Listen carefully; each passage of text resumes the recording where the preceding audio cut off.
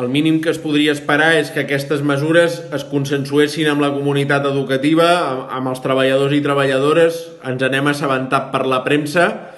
Tant la proposta d'ahir del Govern d'Espanya, que deia que hi hauria activitats de reforç i que el 0,6 hi podria anar quan tinguessin els dos progenitors treballant, o el que ha traduït avui el conseller Bargalló, que és que voluntàriament es pugui accedir a l'escola. Això veiem dues mesures que s'haurien d'aplicar ràpidament. Una seria que els progenitors que han d'atendre els seus fills hi hagués un permís retribuït, com a mínim un dels membres de la família, i per altra banda no veiem que sigui viable estar fent el teletreball a casa, que són moltes hores de feina, amb anar a l'escola a atendre els infants al matí. Pel que fa a la selectivitat, veiem un perill d'un greuge, que si hi ha un desconfinament provincial i hi ha alumnes amb classes presencials, això s'hauria de veure com es porta la selectivitat, que no deixa de ser una competició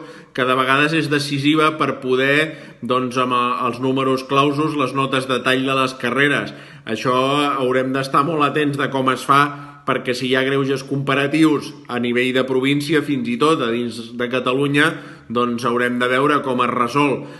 Com dèiem abans, s'ha de negociar tot abans de fer aquestes propostes. Ens sembla una ocurrència, bàsicament.